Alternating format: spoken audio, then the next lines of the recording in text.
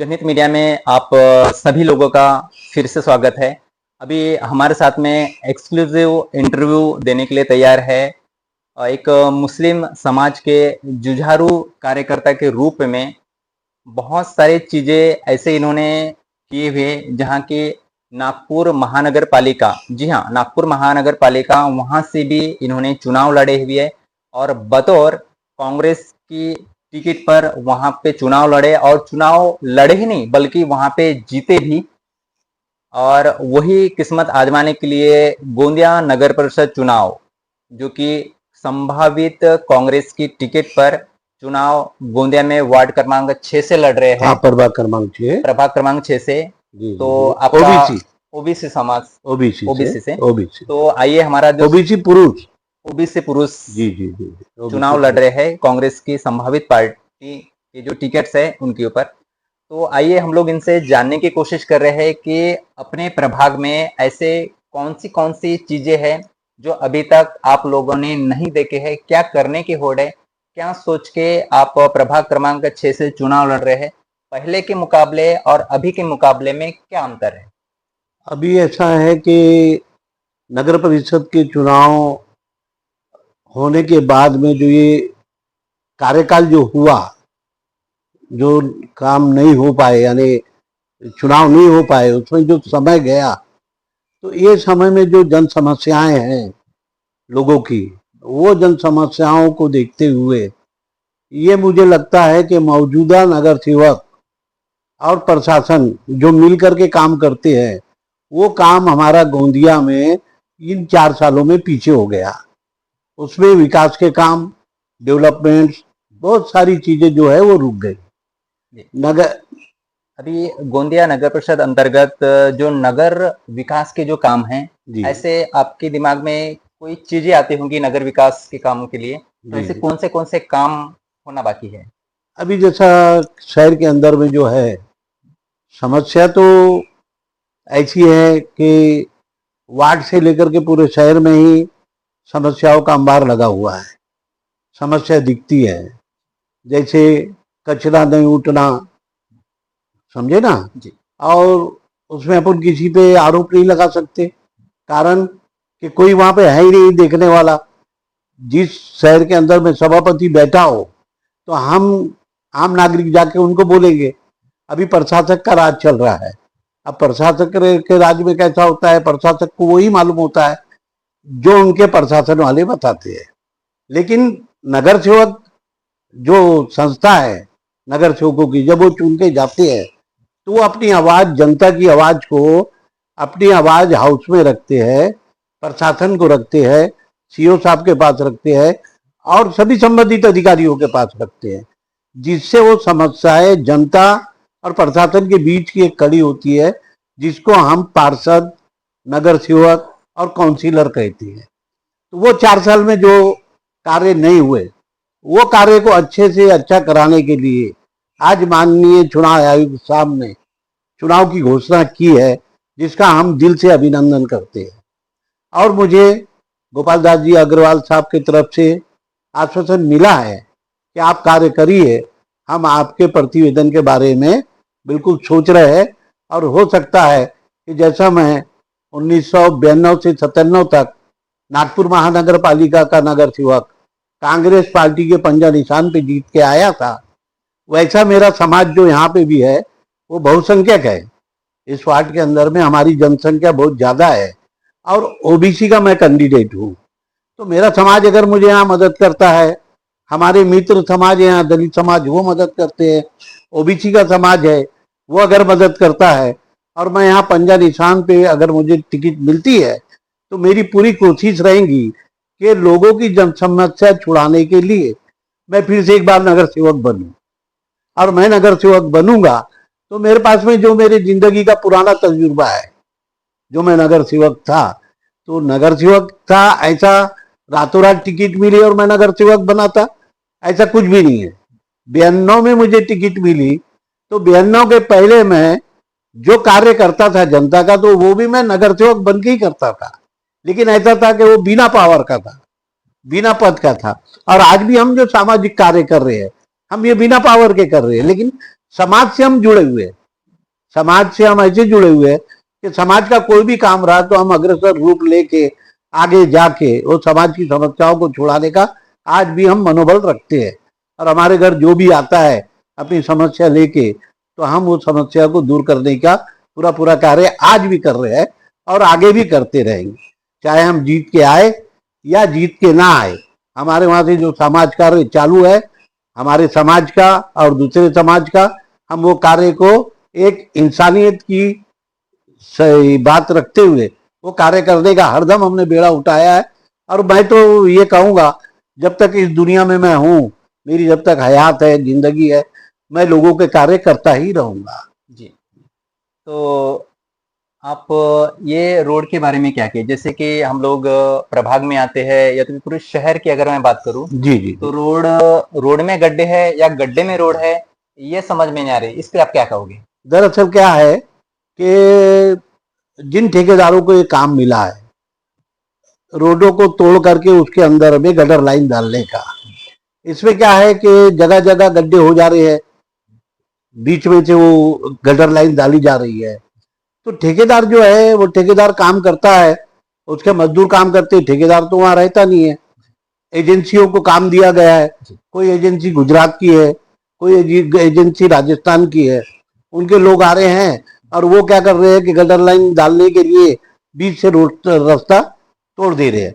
उसके बाद में वो गटर लाइन तो डाल दे रहे हैं, लेकिन जैसा उसको पद्धतशीर तरीके से उस रोड को फिर से क्लियर करना चाहिए, वो प्रॉब्लम क्रिएट नहीं हो रही, वो प्रॉब्लम जैसे कि वैसी पड़ी। अगर वो क्लियर हो जाए, एक एक तरफ से गटर लाइन डाली जाए और जिधर से गटर लाइन डल गई उधर से ही रोड को फिर रिपेयर कर दिया जाए, तो मैं समझता हूं जो जनमानस है उसको ये तकलीफ नहीं होगी। लेकिन अभी ज्यादा से ज्यादा शहर के अंदर में एक तो बेमौसम बारिश हो रही है, ऊपर से रोड का खुद जाना, गिट्टी मुरम इसका पड़े रहना, ऊपर से बरसात का आ जाना, उससे क्या हो रहा है, स्कूल जाने वाले बच्चे और हमारी माताएं बहनें और हमारे जो युवा साथी और बुजुर्ग लोग हैं, इनको रोड पे घूमने में तकलीफ हो रही है, समझे ना। तो मैं चाहता हूं कि उस काम को जो आने वाली चुनाव में जो भी हमारे नगर सेवक चुन के आते हैं, मैं आऊँ जो और 22 प्रभाग में लोग आने वाले हैं, तो 22 प्रभाग में 44 लोग आने वाले, उन्होंने उसको सब में पहले उस समस्या को हल करना चाहिए। ये मेरी उनसे विनंती रही। एक रोड से रिलेटेड एक और समस्या पाई गई है, जहां तक मेरे देखत में आई है और पब्लिक के भी देखत में आई है, लेकिन पब्लिक बोल नहीं पाते। मैं उनके तरफ से बोलना चाहता हूं कि जो प्रभाग में जो लोग रहते हैं, जैसे कि मान के चलिए कि ये सीमेंट कंक्रीट के रोड है, अब इससे इधर साइड से लेकर के इधर साइड में अपनों को पाइपलाइन अगर बिछानी बीच में से, जी जी, तो बीच में से रोड खोद डालते हो। हाँ वही तो, खोद डालने की वजह से पाइपलाइन इधर की इधर कर देते हैं। बरोबर। लेकिन देखत में ये आया हुआ है कि पाइप तो डाल देती है, लेकिन उसको नाली को वैसा ही वैसा छोड़ देते हैं, जबकि उन्होंने अपने फायदे के लिए यूज किया है, तो उनकी भागीदारी रहती है कि उसको बुझाना, सीमेंट कंक्रीट कर लेना। लेकिन कुछ लोग ऐसे ही छोड़ देते हैं, अगर बुझाते भी हैं फिर भी उसको एकदम लेवल में नहीं रखते। तो इसके ऊपर क्या कहेंगे कि मतलब इसमें भागीदार कौन होता है इसमें, कि उनको करना चाहिए नहीं करना चाहिए? जिसने अपने फायदे के लिए वो नाली खोदी है, तो क्या लगता है आपको कि इसमें दोषी कौन है? नहीं, जब तक नगर परिषद के प्रशासन के पहले जैसा नगर परिषद चालू थी और नगर सेवक बैठते थे, ये टेंडर उस टाइम के हैं। माननीय हमारे बड़े भाई अशोक इंगले जी उसके चेयरमैन थे नगर परिषद के, ये टेंडर उनके हाथ के थे और वो रहते भर में उन्होंने काम दे दिया था। अब एजेंसी को काम दे दिया गया, अब हुआ क्या कि कार्यकाल खत्म हो गया, प्रशासन बैठ गया, ठेकेदारों के ऊपर में कोई अंकुश रहा नहीं। क्या होता है, जिस वार्ड का नगर सेवक रहता है उसके वार्ड के अंदर में क्या जन समस्याएं हैं, ये जितने अच्छे से वो रख सकता है प्रशासन के सामने, उतने अच्छे से अधिकारी नहीं रख सकते। अब ठेकेदार अपनी मनमर्जी कर रहे हैं, उससे जनता को जन समस्या हो रही है। वही जन समस्या छुड़ाने के लिए ये जो है ना, स्थानीय चुनाव जो होते हैं, नगर सेवक का चुनाव जो होता है, ये जनता के बीच का चुनाव है। ये जनता और प्रशासन के बीच की कड़ी होती है नगर सेवक। तो ये इन्हीं सब चीजों को नहीं होना चाहिए, जनता को परेशानी, उसके लिए ही ये चुनाव डिक्लेयर हुए हैं। और वही चुनाव में वही जन समस्या को छुड़ाने के लिए हमारे जैसे लोग चुनाव लड़ रहे हैं, समझे ना। आखिर में एक प्रश्न रहेगा, एक बकायदा जो भी चुनाव अगर लड़ते हैं तो उनका एक मुद्दा रहता है, मुद्दे से रहता है, तो आपके किन किन मुद्दे पे चुनाव लड़ना चाहते हैं, एक वाक्य में बताने।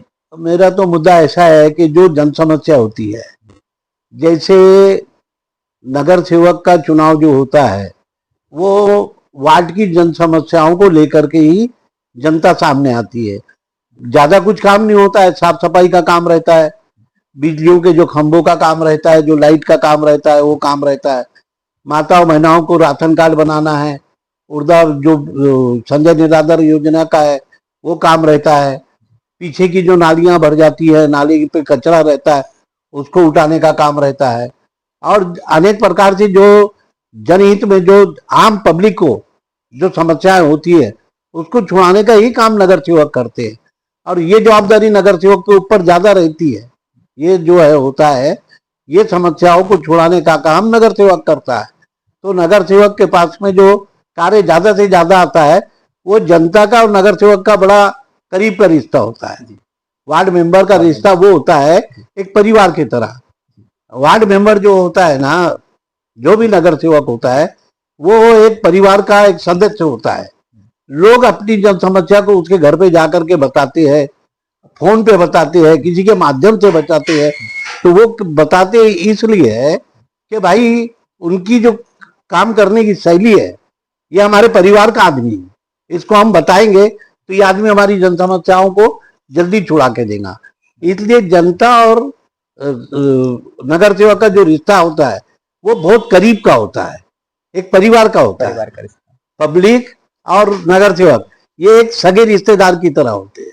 तो उसको तुमने अपना काम समझ के नगर सेवक ने करना चाहिए, क्योंकि लोग तुमको अपने बहुमत से, अपने जो मत होता है वो मत की कोई कीमत नहीं है। वो मत जो है वो बहुमूल्य वोट है।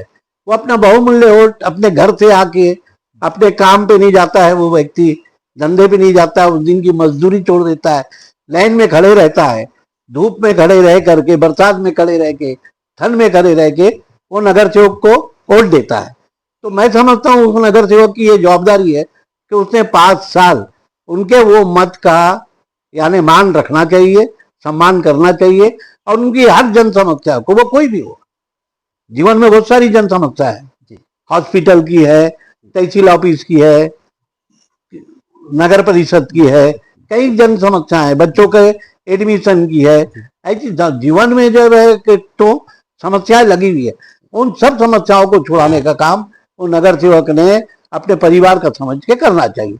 वो कोई भी नगर सेवक, समझे ना, और उसे करना चाहिए। और हमको खुशी होती है कि 92 से 97 और 97 से 99 में मैं नागपुर से गोंदिया आ गया। मेरा नाम आज भी मेरे वार्ड में जिंदा है। आप नागपुर जाओ और वार्ड नंबर सिद्धार्थ नगर टेका, मेरा वार्ड था महेंद्र नगर, वार्ड नंबर 71। आप वहां जाके आज भी पूछो, रफीक कुरैशी ने देवी नगर हुआ, महेंद्र नगर हुआ, बाबा बुड्ढा जी नगर हुआ, नई बस्ती हुई, टेका हुआ, सिद्धार्थ नगर हुआ, मेरा नाम आज भी जिंदा है। और मैं जब जाता हूँ मुझे बड़ी खुशी होती है। लोग मेरे को मेंबर साहब बोलते हैं कि मेंबर साहब आपने दोबारा भी बनना था, लेकिन मेरे बाल बच्चे छोटे थे, मैं यहाँ आ गया, उनको पालने पोसने की जवाबदारी थी, उनको कुछ अच्छे संस्कार देना था, तो इस वजह से मैं यहाँ आ गया, काम धंधे में लग गया करके मैंने उस कार्यकाल को छोड़ दिया। लेकिन अब नसीब से योगायोग, ये एक योग है, ये एक योग है।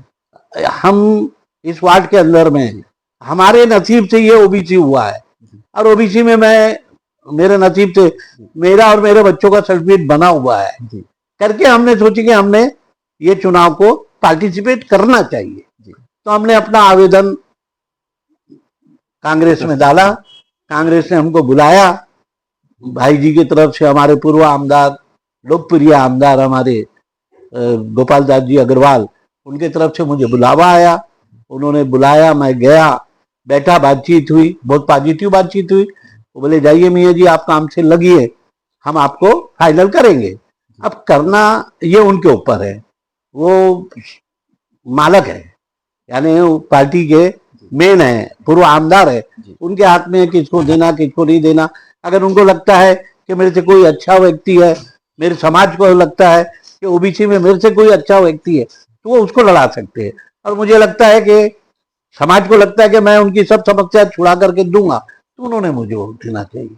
बस यही है और कुछ नहीं। जरूर। अब हम अपनी जवाबदारी पूरी तत्परता से, ईमानदारी से निभाएंगे।